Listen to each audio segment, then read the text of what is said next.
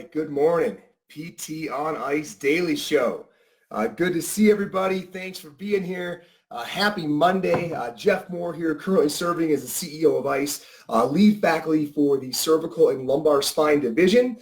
Good to see everybody this morning. Hope everybody had an awesome weekend. Hope everybody had an awesome Thanksgiving. Got time around family and friends. Hope it was rejuvenating and everyone's ready to get back to the grind.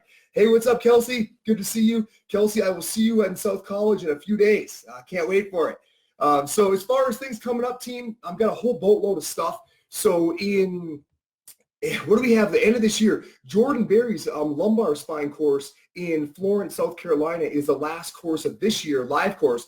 And then in January, the first 2 weeks, we kick off everything. So all of our online content, so our out-of-network course, our telehealth course, our CMFA content, our persistent pain, all of that is kicking off the first 2 weekends of January, or first 2 weeks of January. So if you want to jump into an online course, that opportunity is certainly coming up. I'm going to scroll down so I can see all the comments today. As for me, I'll be out of here on Friday. It's what Kelsey and I are talking about. I'll be in Asheville, North Carolina doing a cervical spine course. It's sold out. That course has no spots left. But then I'm going to be swinging, driving back over the mountains, and I'll be in Knoxville, Tennessee with South College for our lab intensive. So I'll be down there for 2 weeks. Yeah, Addison, can't wait to see you in Knoxville. Going to be doing a lot of fitness and a lot of learning, so can't wait to see our South College crew. Always a highlight of the year for me. I get down there 3 or 4 times a year. Awesome to work with those individuals. So looking forward to that. So it's Q&A Monday, and first of all, thank you to everybody for the significant responses on the Instagram post. So we got a lot of great questions. Throughout December, we're going to hold off on doing that sticker again because we had so many responses. So during December, we are going to answer the questions on Monday that came in last week. So we had a lot of great ones, like which courses do you recommend for a new grad? What risks can clinicians take that will give them positive outcomes that many folks don't take? I love that one. What are guidelines you use to know if surgery is appropriate for your patient? How did ICE begin? What's the origination story? All of those are wonderful. So throughout December, Alan or I will be knocking out those questions on Monday. So thank you, everybody. We'll leave the sticker down. We have a lot of responses, so we'll cover those for the rest of the month. But what I want to chat about today is maybe a bit more philosophical in nature, but it comes up all the time. And actually, Alan and I just got back our reviews from Virtual ICE, or our virtual mentorship program that we run every week on the ICE platform, about what folks want to see more of. And the most popular response was actually business and principle content.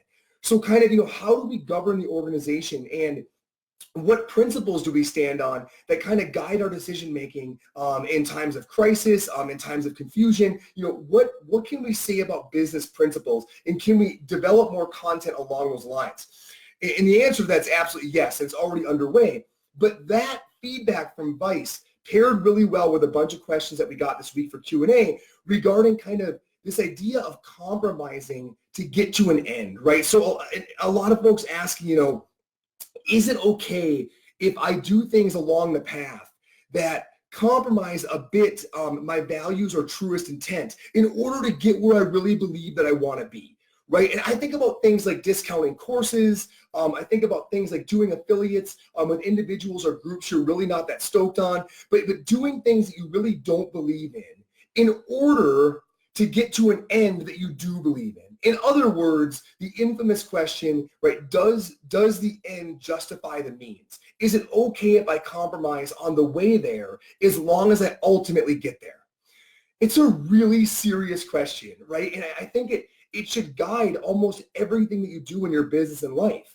And to me, I feel strongly about the fact that if you're doing it right, and by it, I mean your latest business venture, your life as a whole, that entire spectrum. If you're doing it right, the only thing that matters is a favorable reflection upon your path.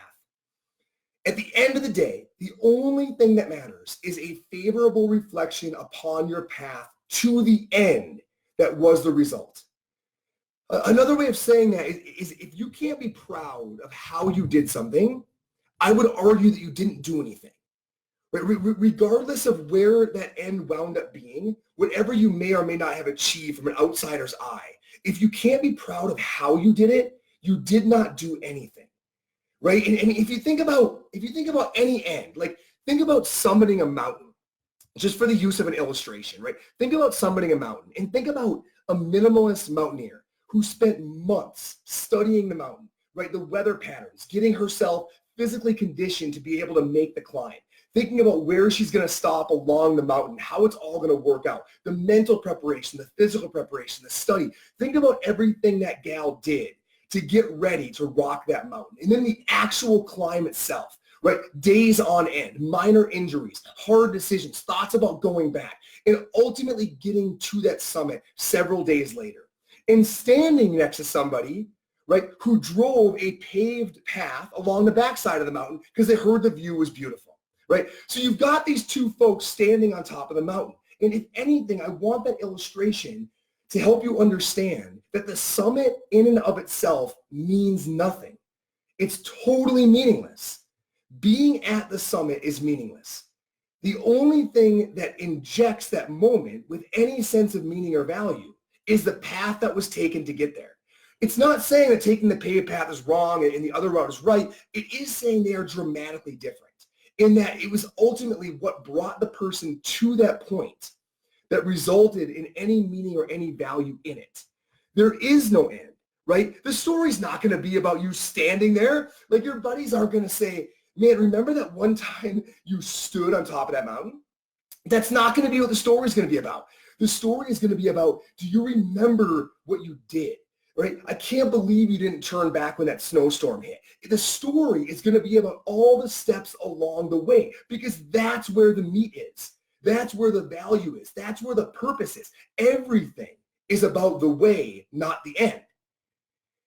That saying, everybody says that saying. Everybody says that it's not about the journey. It's not about the destination. It's about the path. Or it's not about the destination. It's about the journey. And I love that quote, and it fits into this conversation. But the problem is, I think people tend to think about that quote from a sense of enjoying yourself, right? Like make sure you're enjoying the path, right? That's where that's where the enjoyment is. It's not at the finish line. It's the way to it. And I like that. And I agree with that. I get the whole idea of being present. I love the whole concept. But I really think that saying is even more appropriate and more important from a sense of purpose, right? Because the purpose is the path.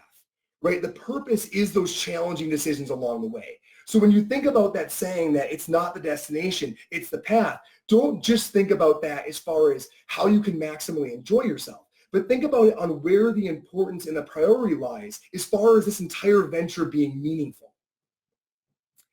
I think the way you look at that quote, and I would ask you to sit with that a bit, I think the way you look at that quote tells you a lot about kind of where you are right now in life, where you are in business, where you're going, and kind of whether or not you really have your compass dialed in a way that you're proud of.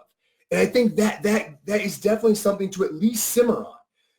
Taking it, I don't want to put too much out there because I want you to think about some of this stuff, but taking it even one step further, right? If you think about it, the moments where you consider compromise, so we're talking about this idea of, is it okay to compromise to get to a certain end, right?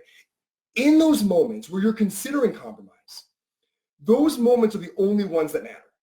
Because only when a compromise is available can you choose a path that is truer to your intention. Usually a more challenging one, right? But can you in those moments choose a path that is closer linked to the purity of your intention, right? Only when compromise is available is that choice even available. And it's only the repetitive or habitual choosing of that higher path for you that is more true to your intent, that results in the kind of satisfaction and contentment that most folks think exists at the end, which is actually the result of consistent behavior of choosing the path in the presence of compromise. So not only would I say that it's not okay to compromise to get to the end, I would say there is no end. And it's only in the presence of the possibility of compromise that you can choose against it. And in that moment, experience the kind of satisfaction developing that people think they'll find at the end, that they never will. Just think about that a little bit. Think about a few of those thoughts and illustrations and really, really challenge yourself to understand that there is no end, that the summit is meaningless. The only thing that matters is how you got there. So if you think about compromising on your way to getting there, right? Eventually you'll realize the there is emptier than you ever could have imagined. And everything was in those day-to-day habitual decisions. So no, the means don't justify the ends. There is no end. It's only means. It's only means. If you can get that, you will start to see that the path is a lot clearer and a lot easier to choose. Not easier to execute, but the decisions are easier because they're obvious.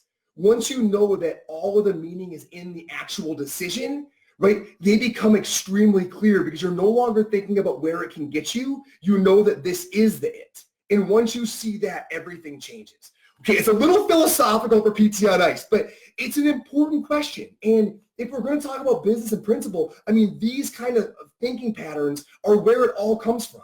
I mean, if we're really talking about working on teams that are trying to do something that we believe is worth our purpose or worth our time here on the planet, these kind of conversations have to be had. I'm thinking there probably won't be a lot of responses to this one, but by all means, hit me up. That might be a little bit out there, but let me know what you think. We're going to be building a lot more of this kind of thinking into Virtual Ice, a lot more of these business thoughts, because it's not about running numbers. It's not about choosing the competitive advantage. Business, when you really get down to doing it right, is about finding a way to see clearer and clearer at every step which decisions better reflect the purpose of you and your team that result in more peace, in more contentment, right? And that's what business is really all about when you boil it all the way down through that first layer of trying to make money. And we certainly hope that if you're going about a venture, it has that sort of a bent to it, not an only capitalistic one. So give it some thought. Let me know what you think. As always, ptonice.com for all the courses. Everybody at South College who's listening, I will see you in a few days. Everybody who's going to be in Asheville who's listening, I will see you on Saturday. I'm going to be a blast down in Asheville, North Carolina. Have a packed house. So can't wait to see you all. Everybody take care. Have an awesome Monday.